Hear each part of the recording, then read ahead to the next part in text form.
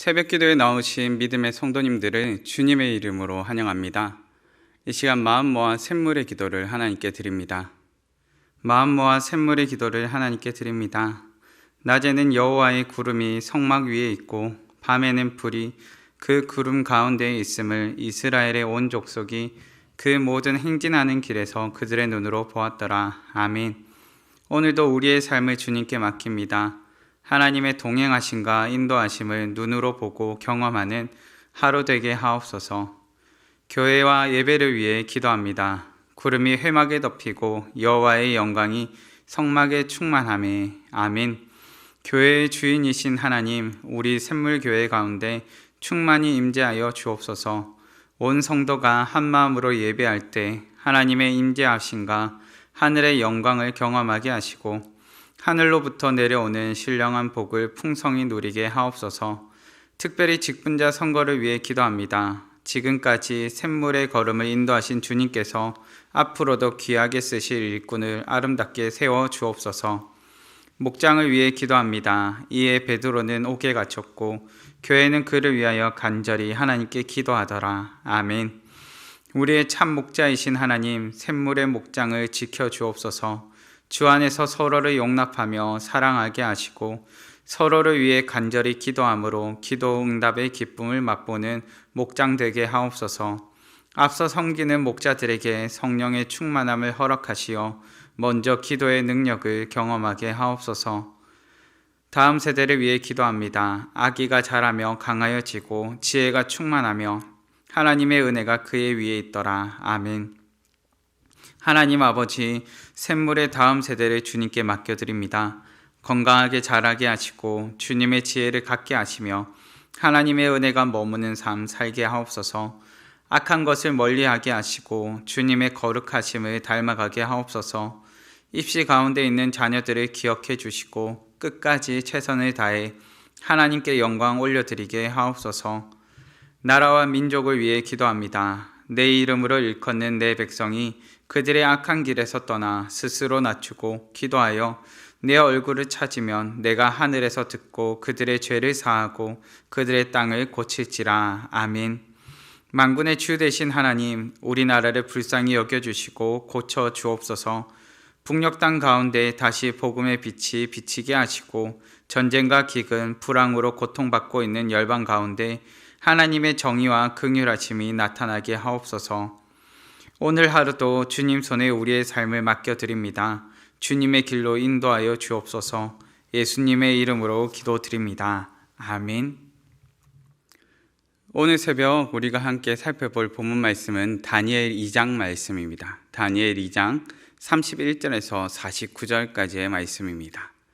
다니엘 2장 31절에서 49절까지의 말씀 함께 봉독하시겠습니다. 왕이여, 왕이 한 큰 신상을 보셨나이다. 그 신상이 왕의 앞에 섰는데 크고 광채가 매우 찬란하며 그 모양이 심히 두려우니 그 우상의 머리는 순금이요 가슴과 두 팔은 은이요 배와 넓적다리는 놋이요 그 종아리는 쇠요 그 발은 얼마는 쇠요 얼마는 진흙이었나이다. 또 왕이 보신즉 손대지 아니한 돌이 나와서 신상의 쇠와 진흙의 발을 쳐서 부서뜨리매 그때에 쇠와 진흙과 녹과 음과 근이 다 부서져 여름 타작마당의 겨같이 되어 바람에 불려간 곳이 없었고 우상을 친 돌은 태산을 이루어 온 세계에 가득하였나이다. 그 꿈이 이러한즉 내가 이제 그 해석을 왕 앞에 아뢰리이다. 왕이여, 왕은 여러 왕들 중에 왕이시라. 하늘의 하나님이 나라와 권세와 능력과 영광을 왕에게 주셨고 사람들과 들짐승과 공중의 새들 어느 곳에 있는 것을 막론하고 그것들을 왕의 손에 넘기사 다 다스리게 하셨으니 왕은 곧 그 금머리니이다. 왕을 뒤이어 왕보다 못한 다른 나라가 일어날 것이요 셋째로 또 녹 같은 나라가 일어나서 온 세계를 다스릴 것이며 넷째 나라는 강하기가 쇠 같으리니 쇠는 모든 물건을 부서뜨리고 이기는 것이라. 쇠가 모든 것을 부수는 것 같이 그 나라가 문 나라를 부서뜨리고 찌을 것이며 왕께서 그 발과 발가락이 얼마는 토기장이의 진흙이요 얼마는 쇠인 것을 보셨은지 그 나라가 나누일 것이며 왕께서 쇠와 진흙이 섞인 것을 보셨은지 그 나라가 쇠 같은 든든함이 있을 것이나 그 발가락이 얼마는 쇠요 얼마는 진흙인지 그 나라가 얼마는 든든하고 얼마는 부서질 만할 것이며 왕께서 쇠와 진흙이 섞인 것을 보셨은지 그들이 다른 민족과 서로 섞일 것이나 그들이 피차에 합하지 아니함이 쇠와 진흙이 합하지 않은가 같으리이다. 이 여러 왕들의 시대에 하늘의 하나님이 한 나라를 세우시리니 이것은 영원히 망하지도 아니할 것이요 그 국권이 다른 백성에게로 돌아가지도 아니할 것이요 도리어 이 모든 나라를 쳐서 멸망시키고 영원히 설 것이라. 손대지 아니한 돌이 산에서 나와서 쇠와 녹과 진흙과 음과 금을 부서뜨린 것을 왕께서 보신 것은 크신 하나님이 장래의 일을 왕께 알게 하신 것이라. 이 꿈은 참되고 이 해석은 확실하니이다 하니 이에 느부갓네살 왕이 엎드려 다니엘에게 절하고 명하여 예물과 향품을 그에게 주게 하니라. 왕이 대답하여 다니엘에게 이르되 너희 하나님은 참으로 모든 신들의 신이시요 모든 왕의 주제시로다. 내가 능히 이 은밀한 것을 나타내었으니 내 하나님은 또 은밀한 것을 나타내시는 이시로다. 왕이 이에 다니엘을 높여 귀한 선물을 많이 주며 그를 세워 바벨론 온 지방을 다스리게 하며 또 바벨론 모든 지혜자의 어른을 삼았으며 왕이 또 다니엘의 요구대로 사드락과 메삭과 아벳느고를 세워 바벨론 지방의 일을 다스리게 하였고 다니엘은 왕궁에 있었더라. 아멘. 오늘의 말씀을 통해서 하나님 나라를 소망하는 사람이라는 제목으로 말씀을 나누고자 합니다. 우리 성도님들께서는 다니엘 하면 어떤 선지자, 어떤 사람이라고 생각하십니까? 많은 분들이 다니엘 하면 환상과 꿈의 사람이라 많이 생각하십니다. 저는 오늘 본문을 살펴보면서 다니엘 하면 하나님 나라를 소망하는 사람이라고 부르고 싶습니다. 다니엘은 강대국의 포로로 끌려와 있었고 지금은 느부갓네살 왕 앞에서 어쩌면 죽음을 목전에 둔 상태로 있었습니다. 다니엘은 하나님 나라를 그 가운데서 증거하고 있습니다. 그리고 그 가운데 그가 소망하는 것이 하나님 나라임을 알게 합니다. 오늘 본문 말씀은 다니엘이 느부갓네살 왕 앞에서 그의 꿈과 환상을 해석해 주는 장면입니다. 다니엘은 하나님의 가르침을 따라 증거하였고 증거하는 말씀 가운데 하나님 나라가 장차 하나님이 세우실 나라요 영원한 나라임을 알게 합니다. 다니엘은 영원한 하나님 나라를 소망하는 사람이었습니다. 우리는 본문을 통해 영원한 하나님 나라를 소망하는 사람은 어떤 사람인지를 살펴보기 원합니다. 하나님 나라를 소망하는 사람은 어떤 사람입니까? 첫째는 하나님을 신뢰하는 사람입니다. 본문의 37절과 44절 말씀입니다. 왕이여 왕은 여러 왕들 중에 왕이시라. 하늘의 하나님이 나라와 권세와 능력과 영광을 왕에게 주셨고 이 여러 왕들의 시대에 하늘의 하나님이 나라를 세우시리니 이것은 영원히 망하지도 아니할 것이요 그 국권이 다른 백성에게로 돌아가지도 아니할 것이요 도리어 이 모든 나라를 쳐서 멸망시키고 영원히 설 것이라. 아멘. 다니엘은 존귀한 신분으로 왕 앞에 서 있는 것이 아닙니다.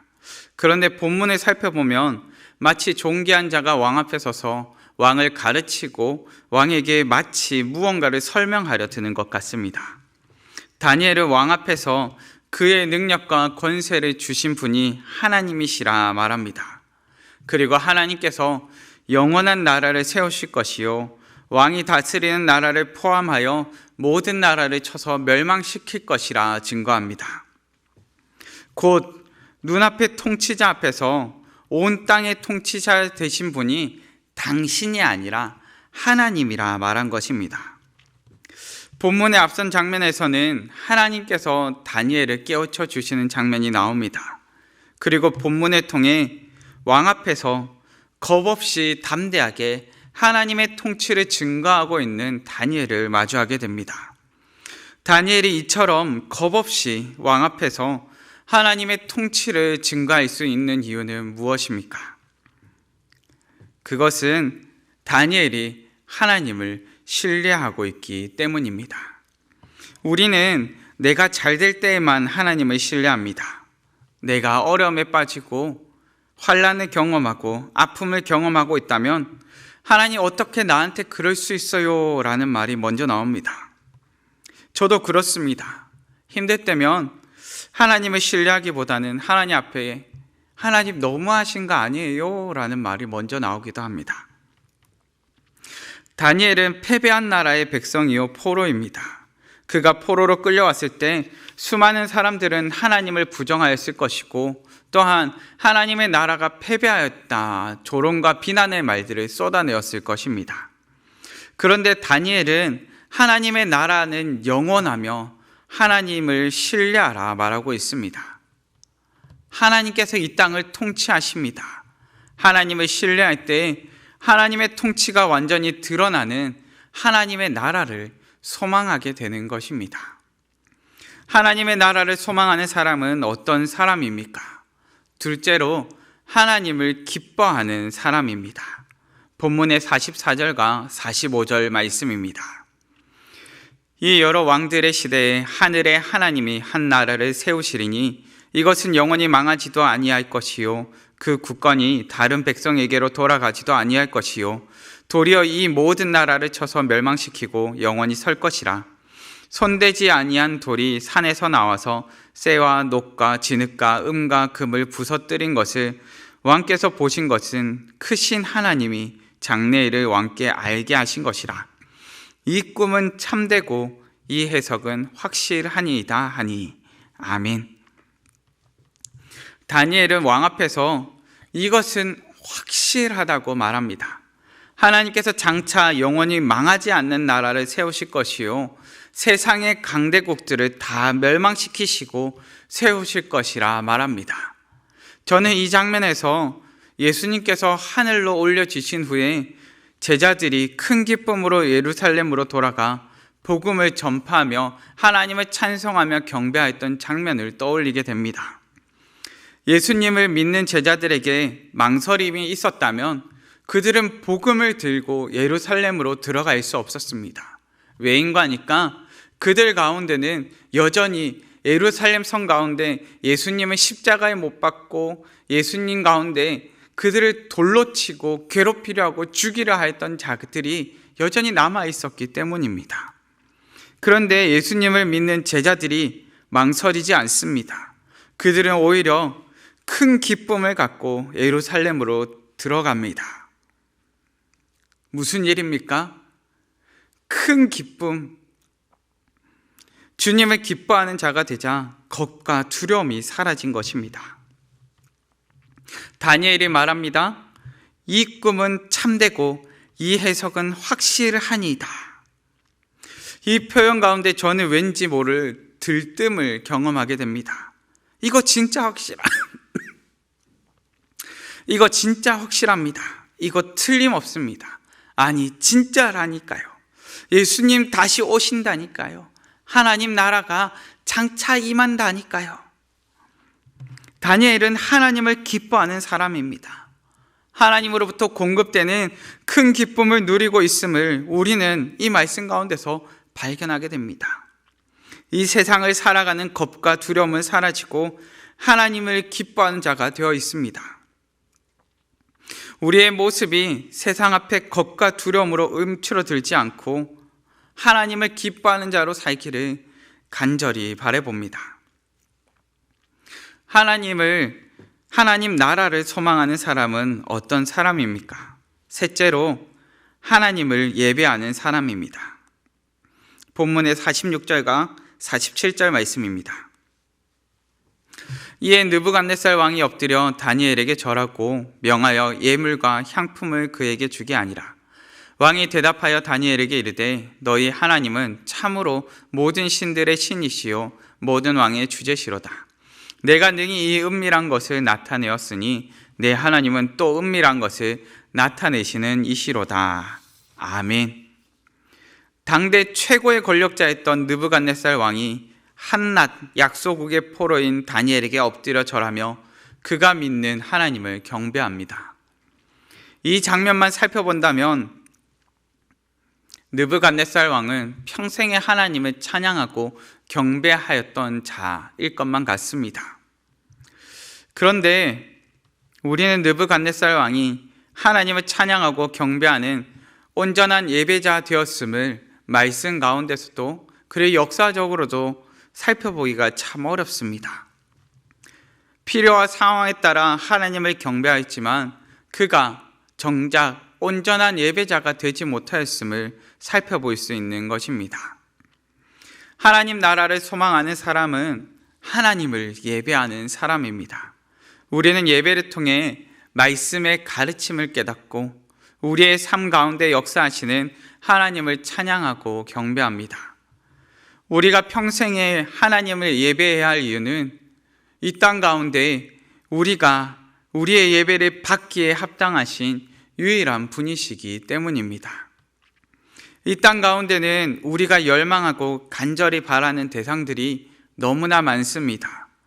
우리는 느부갓네살의 모습 속에서 입술로는 하나님을 공경하나 마음으로는 멀리 있는 자를 발견하게 됩니다.